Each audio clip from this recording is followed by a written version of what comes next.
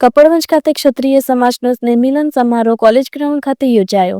કપડવંજ ખાતે ક્ષત્રિય સમાજના સ્નેહમિલનમાં તમામ પક્ષના કાર્યકર્તા એક સ્ટેજ પર જોવા મળ્યા.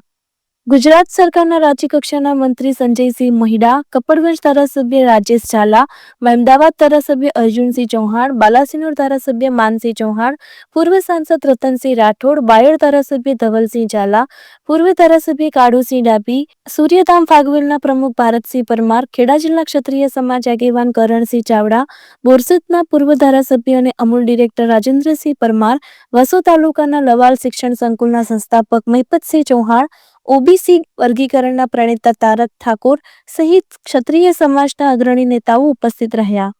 ક્ષત્રિય સમાજમાં શિક્ષણનું સ્તર ઊંચું લાવવા માટે વ્યસન મુક્તિ તેમજ કુરિવાજો બંધ કરી સમાજને આગળ લાવવા માટે સ્નેહમિલન સમારોહ યોજાયો.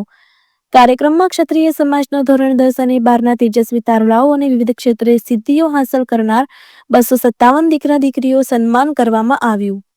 આ સંમેલનમાં અંદાજે 10,000થી વધુ ક્ષત્રિય સમાજના આગેવાનો, વડીલો, યુવાનો, માતાઓ, બહેનો જોડાયા હતા. આ કાર્યક્રમના આયોજક સમસ્ત ક્ષત્રિય સમાજ કપડવંજ તાલુકા દ્વારા ભવ્ય સ્નેહમિલન કાર્યક્રમનું આયોજન કરાયું હતું. રિપોર્ટર હરીશ જોશી.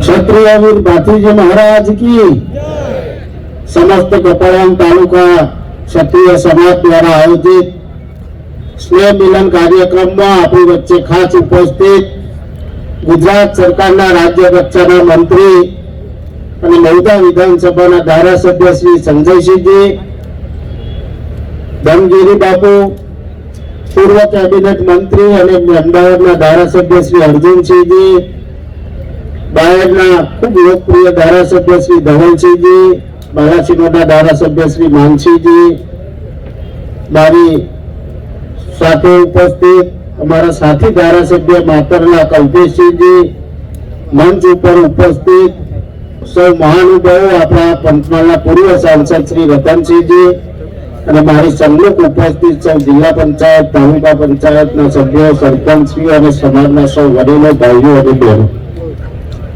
સમય ખૂબ થયો છે. સવારે 10 વાગ્યાના બધા આગેવાનો અહીંયા આવીને બેઠા છે.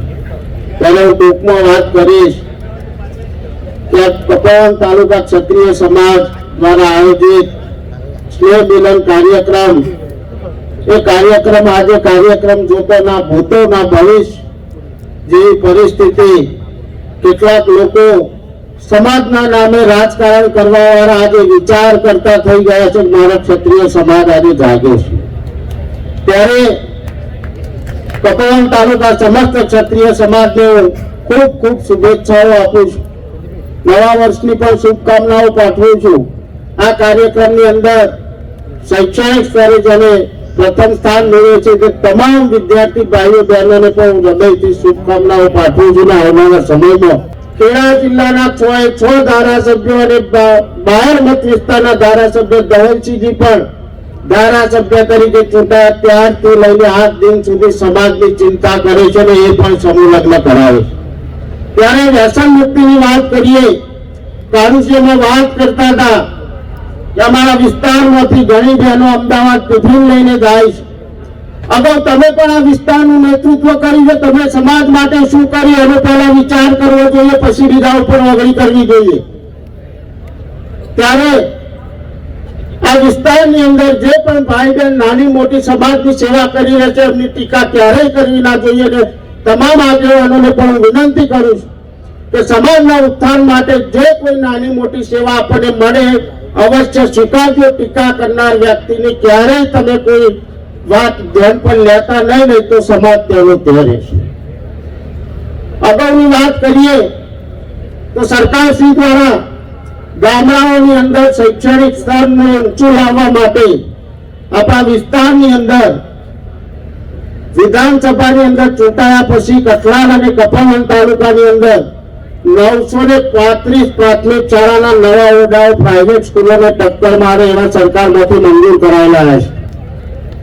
સમાજના ઉત્થાનની વાત આવે કે ચોક્કસ અમે સરકારશ્રીમાં લડીને પણ કોઈ પણ કામ હોય તો લાવીએ છીએ. સમાજના ભવનની વાત થઈ, સમાજના ભવન માટેની વાત અમે તમામ આગેવાનોએ બેસીને એક વિચાર કર્યો કે કપડવંત તાલુકાની અંદર આ કપડવંત તાલુકા મથકની અંદર જ આપણા સમાજના ભવનનું નિર્માણ 1 વર્ષની અંદર અમે પૂરું કરીશું અને આવનારા સમયની અંદર સમાજને જ્યાં જરૂર પડશે ત્યાં સમાજના સૌ આગેવાનોને સાથે રાખી અને આ સમગ્ર કપડવંત તાલુકા ક્ષત્રિય સમાજના ઉત્થાન માટેનું જે કોઈ કાર્ય કરવું પડશે એ કરવા માટે અમે સૌ કટિબદ્ધ છીએ.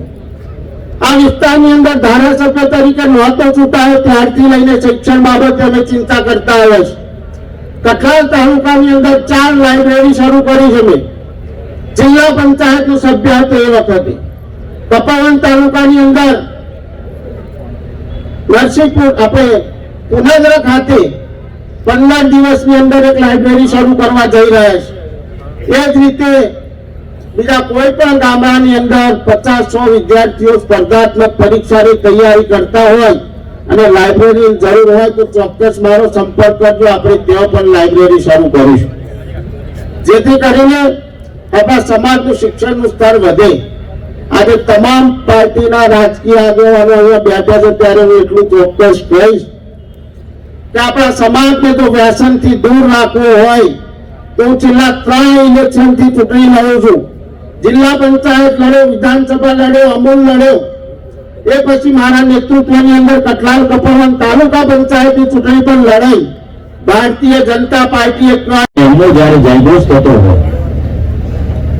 ત્યારે આપણે અત્યારે ચોરીમાં જવા માટે રિસાઈએ કે ભાઈ મને આ લઈ આવો કાં તો બાઇક લઈ આવો, ત્યારે ચોરીમાં જઈએ. છોકરાઓ જીદ કરે કારણ કે મારે બહેરાન ભરવા માટે તો બાઇક જોઈએ ને. પછી ભલે હેલ્મેટ ના પહેરે, લાયસન્સ ના હોય પણ બાઇક પેલા માંગે. એટલે જયદોષ થતો હોય ત્યારે તમામને વિનંતી કરું છું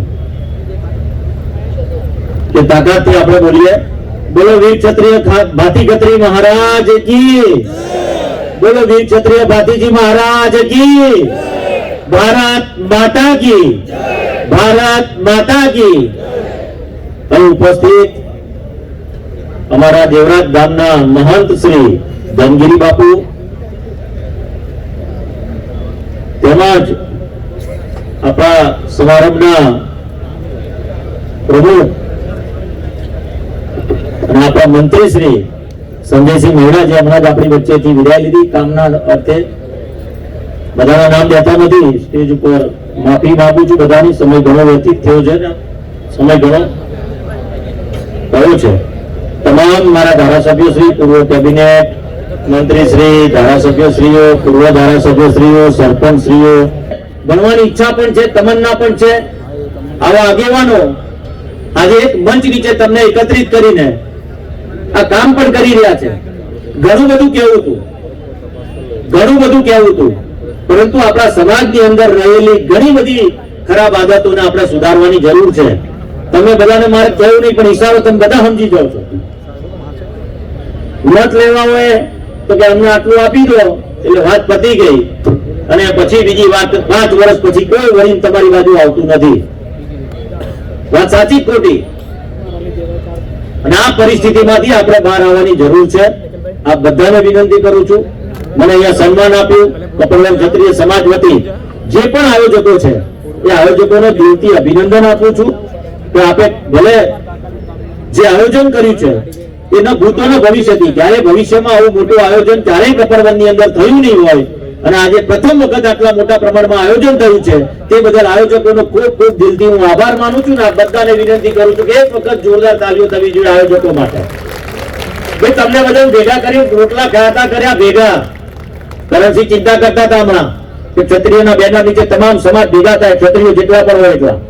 અને આજે ભેગા કરવાનું ઝાલા હોય, ચૌહાણ હોય, પરમાર હોય, સોલંકી હોય, બધી 18 આલામ આપણા સમાજની 18 જ્ઞાતિઓ, બધી જ્ઞાતિઓને એક મંચ નીચે ભેગા કરવાનું કામ આજે કપડવંતની અંદર થયું છે. ફરીથી એકવાર બધાને કહું છું જોરદાર તાળીઓ થવી જોઈએ. હાથ ઉપર કરી જોરદાર તાળીઓ વગાડો.